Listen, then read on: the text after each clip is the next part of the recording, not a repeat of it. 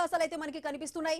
Iran తో యుద్ధానికి సిద్ధం అంటూ కూడా సూచనలు ఇస్తూ సౌదీ ఒక ప్రత్యేక వీడియోను కూడా విడుదల చేసింది. సౌదీ నేషనల్ గార్డ్స్ యుద్ధ సన్నాహాల దృశ్యాలు ఆ వీడియోలో ఉన్నాయి. మరి ఇప్పటి వరకు వారం రోజులు బట్టి జరుగుతున్న యుద్ధం ఒకలకైతే గత రాత్రి కూడా ఇజ్రాయెల్ అమెరికా కలిసి ఇరాన్ మీద భీకర దాడికి పాల్పడ్డాయి. ఈ యుద్ధం కూడా ఒక కాలరాత్రిలా ముగిసిందని చెప్పాలి నిన్న రాత్రి. మరి మొత్తంగా ఈ యుద్ధం ఎటువైపు దారితీస్తుంది, మరి దీనికి సంబంధించి ఇప్పుడు మనతో పాటు మాట్లాడడానికి రిటైర్డ్ ఆర్మీ అధికారి మేజర్ భరత్ రెడ్డి గారు మనతో పాటు అందుబాటులో ఉన్నారు. భరత్ రెడ్డి గారు నమస్కారం అండి.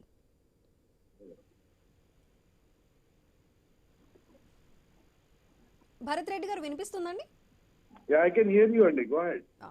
భరత్ రెడ్డి గారు, ఇప్పుడు మనం చూసుకుంటే ఇటు సౌదీ అరేబియా కూడా ఒక వీడియోని రిలీజ్ చేసింది. దానికి యుద్ధానికి సన్నద్ధం అవుతున్నటువంటి విజువల్స్ ఉన్న వీడియోని అయితే రిలీజ్ చేసింది. ఒక పక్కన అమెరికా మరొక 3వ వార్షిప్ అయితే ఇరాన్ వైపు అయితే తీసుకొస్తుంది. ఇవన్నీ చూస్తుంటే ఇంకా యుద్ధం మరింత ఉధృతమయ్యే అవకాశాలు కనిపిస్తున్నాయండి. మనం గత 5-6 రోజులుగా కూడా డిస్కస్ చేసింది ఏదైతే ఇరాన్ ఈ యుద్ధాన్ని ఒక బైలేటరల్ ఇష్యూగా కాకుండా ఒక రీజనల్ వార్ గా చిత్రీకరించడానికి ట్రై చేస్తుంది. వాళ్ళ స్ట్రాటజీ కూడా అదే. ఎందుకంటే ఎప్పటి వరకు అయితే ఈ యుద్ధం ఇజ్రాయెల్ ఇరాన్ మధ్యలో లేకపోతే అమెరికా ఇరాన్ మధ్యలో ఉండిపోతే ఇరాన్ కి సపోర్ట్ దొరకదు లోకల్ గా. బట్ వాళ్ళు వీళ్ళు ఒక రీజనల్ లెవెల్ కి తీసుకొస్తే అండ్ ఈ యుద్ధం ఇంపాక్ట్ కి గ్లోబల్ లెవెల్ తీసుకొస్తే అప్పుడే ఇరాన్ కి మద్దతుగా రష్యా కానివ్వండి, చైనా కానివ్వండి, ఇండియా లాంటి దేశాలు కానివ్వండి, బయటకు వచ్చి యూరోప్ కానివ్వండి బయటకు వచ్చి సపోర్ట్ చేయడం మొదలుపెడతాయి. యుద్ధం ఆపడానికి ట్రై చేస్తారు.